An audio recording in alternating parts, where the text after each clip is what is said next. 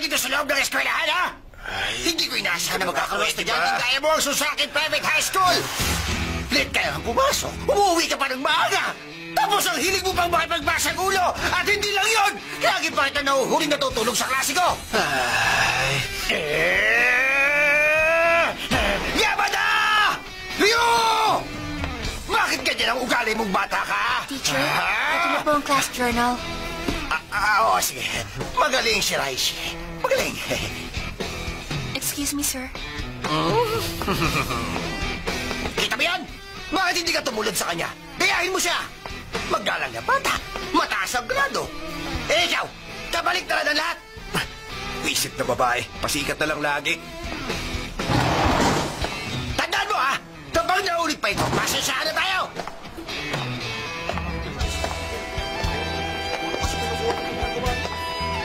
Siya na naman, kahit kailan pasaway talaga. Sinabi mo pa, second year problem child. Hello? Oo, sige, pupunta na ako dyan, ha? Hintay mo ako. Mga puwisit. Umalis pa man din ako sa dating eskwelahan para walang makakilala sa akin. Pero parang nasa middle school din ako nito eh. Kala ko pa man din, mag-i-enjoy ako dito, hindi pala. Ha?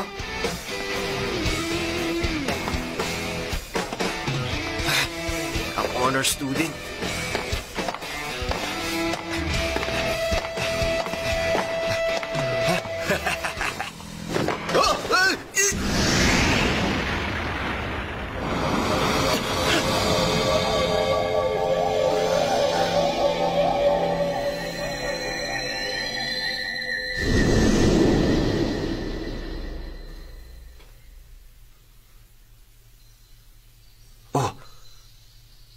Anong nangyari? Sandali. Patay na ba ako? Ha? Ano to? Hindi naman ako patay. Nasa infirmary ako. Huh?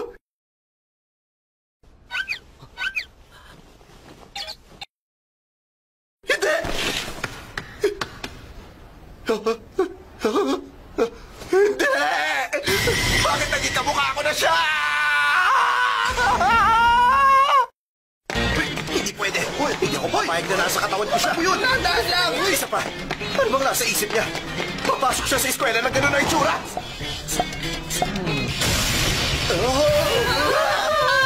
Nakakapagtaka naman. Hindi naman siya ganyan, di ba? Ang alam ko, maloko siya, hindi ganyan. Teacher, sa kasong ito, posible ba na i-substitute ang mga sagot sa letter A at C? Oo naman, pwedeng gawin yun. Ibig sabihin, ang sagot sa problem X ay magiging A. Ano bang ginagawa mo rito, ha? Halika mo rito, dali! Loko talaga yun, Hoy! Mas ginagawa niyo! Sabihin mo nga sa akin kung anong nangyari. Ipaliwanag mo kung paano at bakit nagkapalit ang katawan nating dalawa. Hindi ko alam. Anong hindi ang sinasabi mo? Sa itsura mong yan, alam kong alam mo ang nangyari. Kaya sabihin mo na kung paano ito nangyari sa ating dalawa. Siguro, Siguro ano? Sabihin mo! hindi ko maipaliwanag kung ano ang nangyari. Kung paano tayo nagkapalit. Pero, Ha? alam ko kung paano maibabalik sa dati ang lahat. Ha? Sa tingin ko, posibleng nangyari lang ang lahat ng ito nung pareho tayong nahulog sa hagdan. Kaya, pwede tayong bumalik sa dati kapag ginawa natin ulit yun. Sobrang hina na ng utak mo kapag hindi mo pa naintindihan yun. Alam mo, ikaw ng pinakamayabang na taong nakilala ko. O sige, halika na, pumunta na tayo sa hagdan. Hindi pwede. Ha? Wag muna. Kasi pareho ulit tayo mawawala ng malay. Hindi na ako pwede mawala ng matagal sa klase. Anong sabi mo? Ibig sabihin, ganito na lang tayong dalawa habang buhay? Ayoko rin naman. Isa pa, ayoko na may nakaipit sa pagitan ng hita ko. Ano? Tinignan mo! Pagtapos na lang ng klase, Mamaya pa? kasalanan mo to. Nangyari to dahil hindi ka nag-iingat sa pag-akyat sa hagdan. Kaya wala ka na magagawa kundi sumunod sa gusto ko. Oo, alam ko yun, pero... Hindi na nakakatuwa ito nangyayari sa akin, ha? Ano naman ang gagawin ko sa katawan na to? Wala akong maisip. Sandali nga. Ayos, pagkakataon ko na to ngayon. Sorry!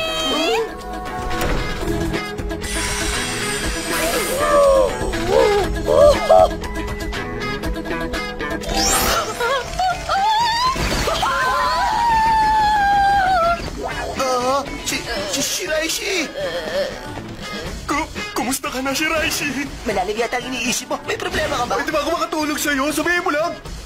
Kadiri naman. Pero, hindi ako pwedeng magpahalata nito. Okay lang ako, guys. Sorry, excuse me. Anong problema niya? Kakaiba ang kinikilos niyo ngayon, ah. Ay, ayoko ng ganito. Gusto ko nang bumalik sa katawan ko. Hoy! Nandito ka lang pala, Shiraishi. Huh? Ano bang ginagawa mo dyan, ha? Kanina ka pa namin hinahanap, Ikaw pala, Rin Sasaki. Kumusta? May dala akong lunchbox dito para sa'yo. Halika, sabay-sabay na tayong kumain. Kailangan ko muna silang sakyan. Sige, tara, kumain na tayo. Salamat sa pagkain! Ito pala ang lunchbox niya. Okay lang, kakainin ko pa din to. Oh, ano to? Pagkain ba to ng honor student?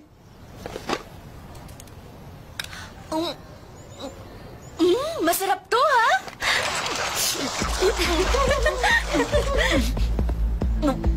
Ayan. Sa palagay ko ngayon, kailangan na nating maghanda para sa next class.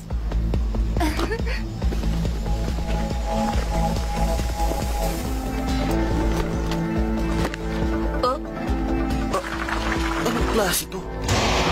Ganito ba ang notebook ng honor student? Ang gulo! O, ano na? Oh? Kailangan na namin bumalik sa room.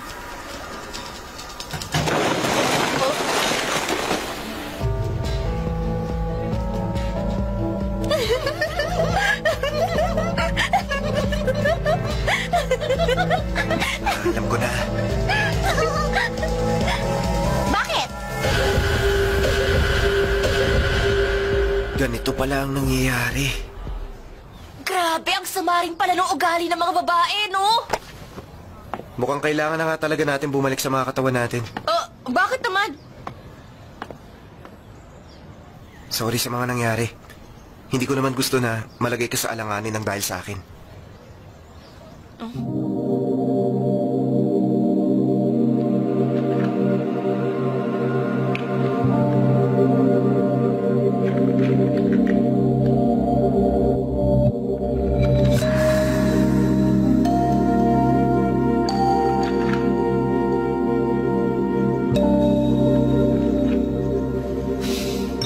Hindi muna. Saka na tayo magpalit pagkatapos ng klase tulad na pagkasunduan. Huh? Isa pa. Ayaw mo mag-skip ng klase, di ba? Maghihintay ako. At saka isa pa. Gusto kong masiguro na hindi ka naguguluhin ng mga babaeng yon kapag nagpalit na tayo. Huwag ka na makialam, pwede ba? Ano? Mas lalala lang ang sitwasyon kapag nakialam ka pa. Hayaan mo na ako na lang umayos noon, huwag na ikaw. Please lang, huwag ka na lang makialam, pwede ba?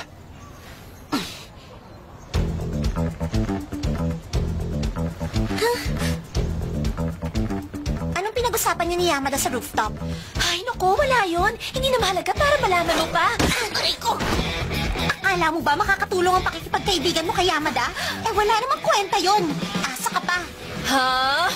At sa palagay ko, alam naman niya kung anong mangyayari sa kanya kapag pinatulan niya at sinakta ng isang babaeng katulad ko. Talaga? Sa palagay ko. Teka, sandali. Bakit ganyan ang itsura mo? Huwag mong sabihin, ha? Lalaban ka sa akin, ha? Teka, sandali. Kapag ginawa mo yan, mapapasama ka. Tandaan mo yan! Wala nga isang ito para magtanda. Siguradong hindi niya makakalimutan itong gagawin ko sa kanya. Nakapagtitig mo siya. Ano ba yung ginagawa mo, ha?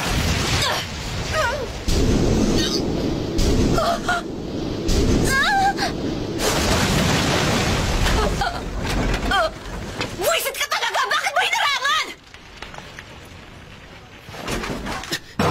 Aray ko! Bakit mo ako sinapak? Ang sakit! Tumigil ka! Hindi ko na napigilan ang suntok ko kasi bigla ka humarang sa gitna namin! Sabi mo kasi sa akin, hindi mo gagawin yan, eh. Tumahimik ka! Kasalanan mo yan!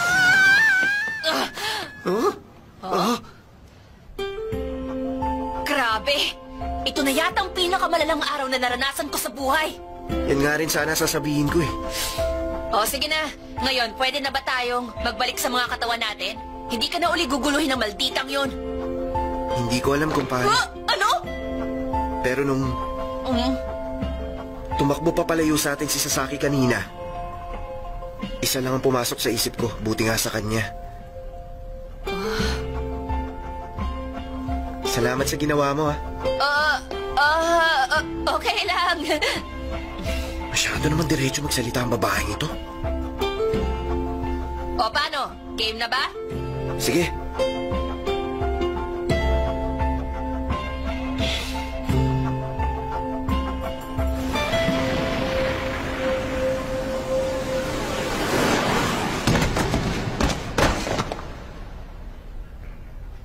Tulad ng inaasahan, makakabalik na tayo sa mga katawan natin. Para matapos na ang gulo. Huh? Huh? Hindi pa rin bumalik? Tara! Ulitin natin dalawa! Sige! Isa pa! Isa pa! Please naman! Bumalik ka na sa dati!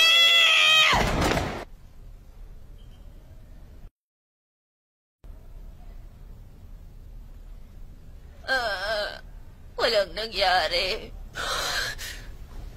Ibig sabihin, ganito na lang tayo habang buhay. Ayoko naman nun. Ano lang gagawin natin? Huh? Bakit ganyan ka? May isa pang paraan na hindi pa natin nagagawang dalawa mula kanina. Ano yun? Dali, sabihin mo! Nung nahulog tayo, naalala ko ang nangyari noon. Nag-kiss tayo. Ha? Ano ka? Bakit ko kailangan gawin sa'yo yun, ha? Sinaswerte ka ba? Hindi ako sure, pero ang alam ko, nadaganan mo pa nga ako noon. Subukan natin. Wala namang mawawala eh. Teka muna! Sigurado ka? Wala namang masama kung susubukan lang natin. Malay natin. Teka! Sandali! Hindi nga!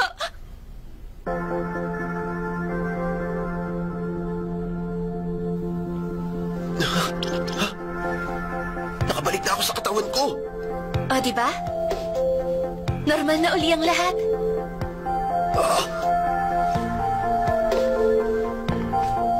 Kailangan ko pang mag-aral.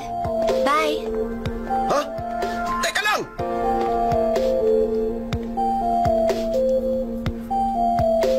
Ang babaeng ito. Pero ang lambot ng labi niya.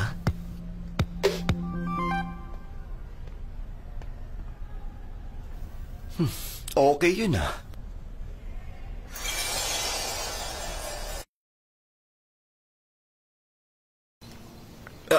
Eto na. Sige.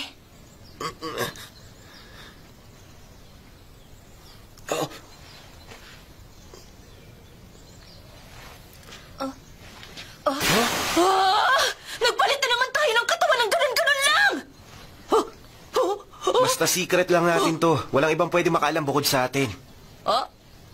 Nakakapagtaka naman. Kaya niya akong halikan ng ganun na lang. Hindi naman kaya. Alam mo kasi, nararamdaman ko na mahal na kita, Yamada. Hindi nga kaya. Malaking gulo oras na malaman nila na nagpalit tayo ng pagkatao para sa exam mo ngayon. Oo naman. Alam ko yun. Ayos to, ha? Okay din palang makipagpalit ng katawan kung minsan. Pwedeng araw-arawan to. Oy, Shiraishi. Kumusta ka na? Yan si Miyamura, sa student council siya. Nakakatakot lang siyang tingnan, pero ang cool niya. Oo nga. Kung okay lang, pwede ba kitang mahiram muna sandali? Hindi ba ang sabi mo makikipag-date ka sa akin ngayon? Ano? Sinabi niya yun sa kanya! Oo naman, hindi ko naman nakakalimutan yun eh.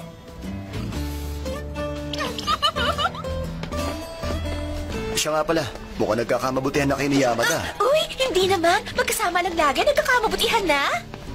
Okay, sabi mo eh. Malabo naman kasi talaga na ang isang honor student saka malokong si Yamada ay magkakasundo. Teka, anong ibig mong sabihin? Si Shiraishi, guys! Ano ginagawa mo rito, be? Okay ka lang ba, ha? Sila na naman. Ang mga kumag. Okay lang naman ako.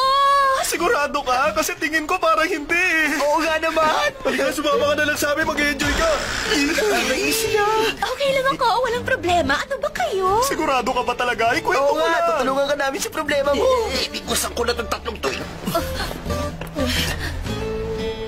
Diyan ka lang sa likod ko. Ako na ang bahala sa mga lokong to.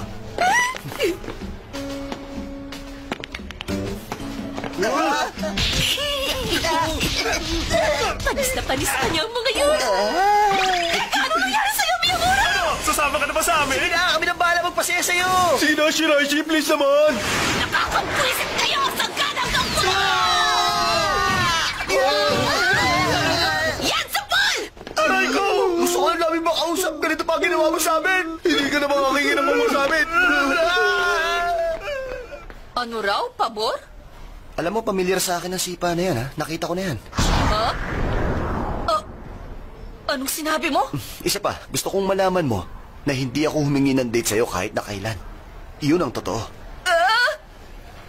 Ngayon, kumbinsido na ako na ikaw, si Yamada, hindi ba?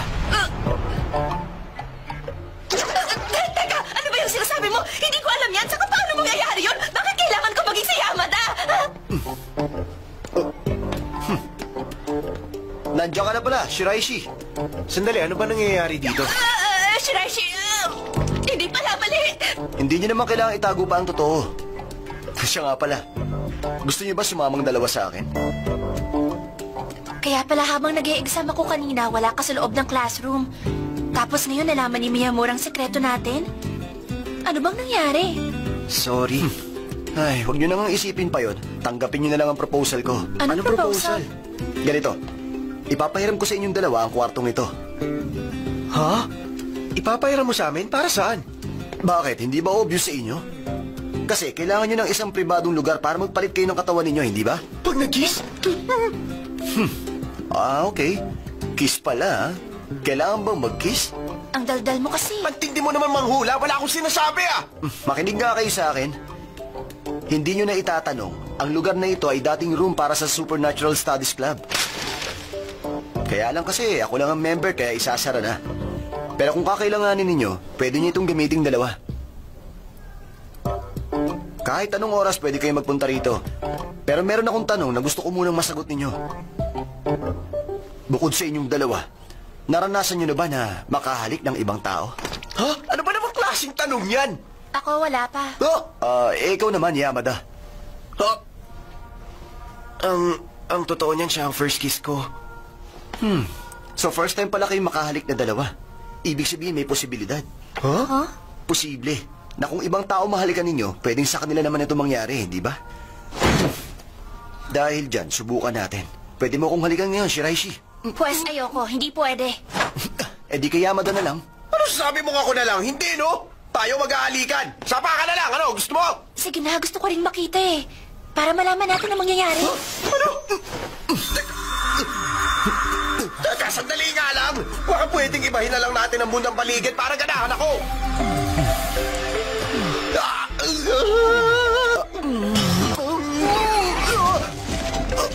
Aba, nagkapalit nga kami ng katawan, ha? Ang lupit din ng katawan ni Yamada. Hindi totoo to! Ibig sabihin, meron din nakaipit sa pagitan ng binti. Baliw! Siyempre naman meron, no? Siya nga, meron din, oh. Tingnan mo, oh. Buisit ka! Bakit kailangan mo pa silipin yan?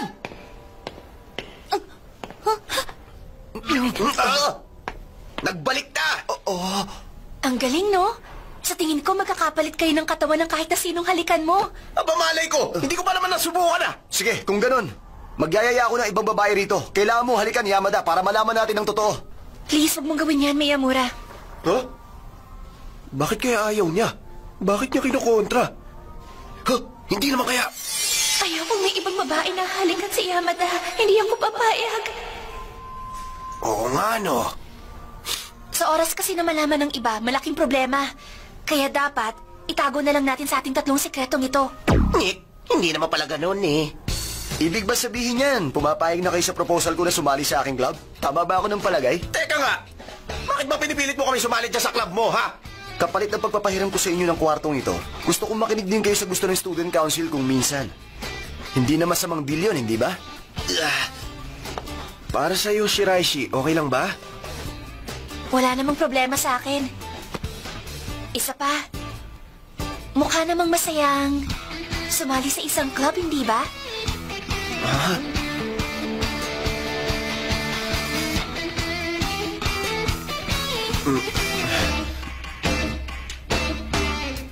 Oh, ikaw ang bahala.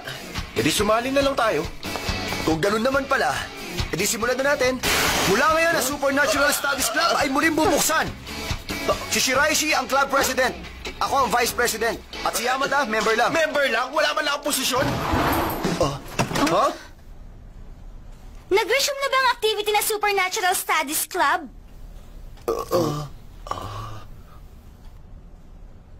Kung bukas na kasi ulit ito, gusto kong sumali sa inyo.